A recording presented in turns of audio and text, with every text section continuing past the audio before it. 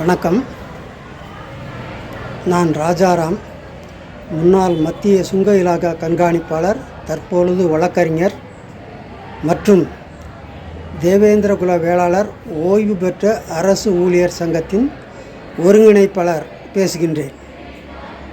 இந்த வீடியோவானது தமிழ் திரு செந்தில் மல்லர் அவர்கள் 2021 சட்டமன்ற தேர்தலில் கோவில்பட்டி தொகுதியில் ஏன் பின்வாங்கினார் என்பதை பற்றிய தன்னிலை விளக்கமான ஒரு பதிவாக இதை நான் பதிவிடுகின்றேன். அதற்கு காரணமான முன்னோட்டத்தை பற்றி நான் சொல்லுகின்றேன். 2011ஆம் ஆண்டு ராஜபாளையத்தில் இதே பிப்ரவரி 20ஆம் நாள்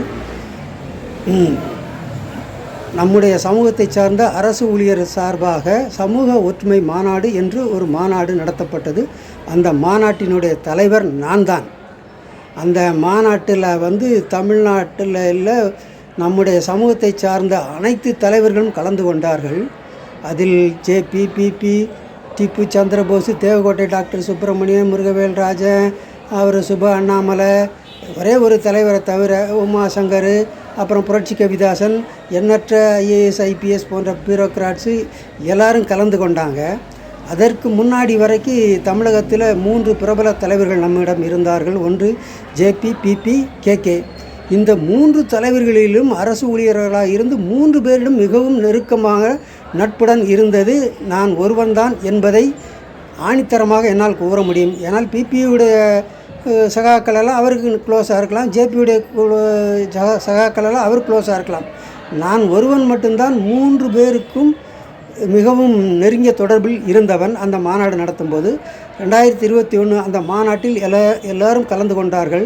அது மாதிரி ஒரு மாநாடு நம்முடைய சமூகத்தில் இதுவரை நடந்தது கிடையாது, இனிமேல் நடத்தவும் முடியாது.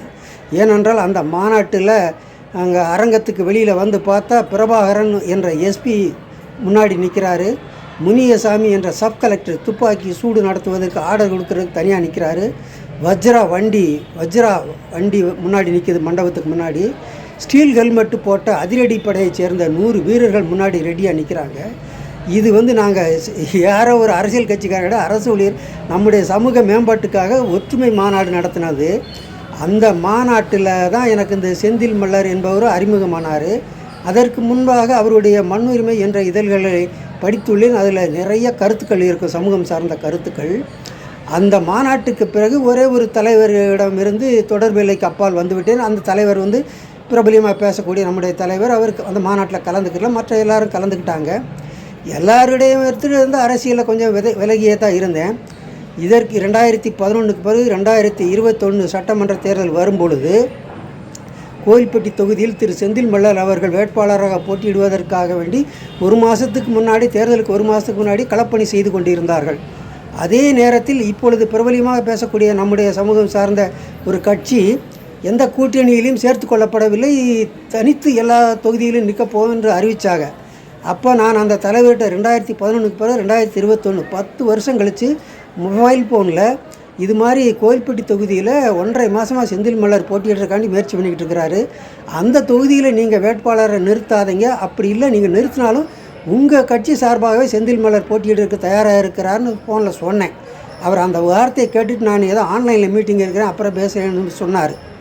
அதற்கப்புறம் பேசவே இல்லை. அதன் பின்னர் செந்தில் மல்லரை தூத்துக்குடியில் அவர் தங்கி இருக்கிற இடத்திற்கு ஆள் வைத்து கூட்டிக் கொண்டு போய் நாளைக்கு வேட்புமனு தாக்கல் பண்ணுவதற்கு கடைசி நாள் என்றால் இன்று இரவு 11 மணி வரை பேச்சுவார்த்தை நடத்தி நாளை காலை நீங்கள் எங்கள் கட்சியின் சார்பாகவே நீங்கள் வேட்பாளராக கோவில்பட்டியில் போட்டியிடுங்கள், நான் ஃபார்ம் பி கொடுத்து அனுப்பி விடுகிறேன் என்று சொல்லிவிட்டு மறுநாள் கடைசி நாள் வேட்புமனுக்கு கடைசி நாள் அன்று காலையில் போகும்போது இவருக்கு செந்தில் மல்லருக்கு ஃபார்ம் பி கொடுக்காமல் வேறு 2 நபர்களுக்கு கொடுத்து அவர்கள் போட்டியிடப் போகின்றோம், நாங்கள் போட்டியிடப் போகின்றோம், நீங்கள் தனித்து சுயேட்சையாக நின்றுக்கோங்க, நாங்கள் எந்த நேரம் வேணாலும் எல்லா தொகுதியிலையும் வாபஸ் வாங்குவோம் அப்படின்னு சொன்னதுனால செந்தில் மல்லர் அவர்கள் இந்த சமூகத்தில் இந்த கட்சியில் தான் நம்ம சமூக மக்கள் அதிகமாக பயணிக்கிறாங்க, இவங்களுக்கு தான் ஓட்டு போடுவாங்க, நாம் தனிச்சு நின்று ஓட்டு குறையாக வாங்கிட்டால் நமக்கு இருக்கிற இமேஜும் போயிடும், ரொம்ப அசிங்கமாயிருங்கிறக்காண்டி அந்த சூழ்நிலையில் அந்த போட்டியிலிருந்து விலகுவது மட்டும் அல்லாமல் கடம்பூர் ராஜுக்கு ஏன் சப்போர்ட் பண்ணார் என்றால், கடம்பூர் ராஜை எதிர்த்து நின்னது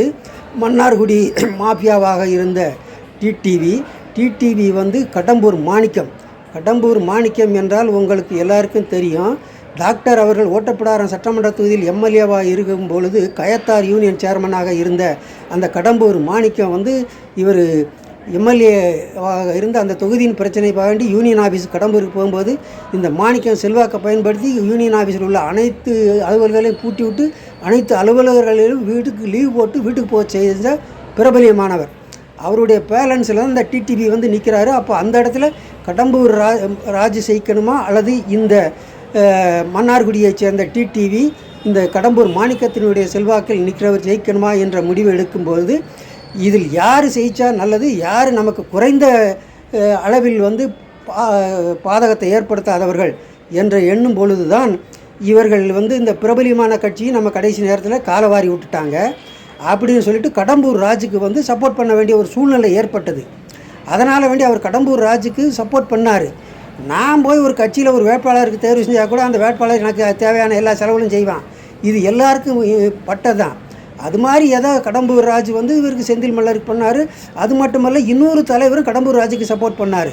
நான் சொல்லக்கூடிய இந்த பிரபலியமான தலைவர் வேட்புமனு தாக்கல் நடந்துக்கிட்டு இருக்கும்போது கடம்பூர் ராஜுக்கு நேஷனல் இன்ஜினியரிங் காலேஜ் பக்கத்தில் ஒரு வீடு இருக்குது, கோயில்பட்டிக்குள்ளேயும் ஒரு வீடு இருக்குது.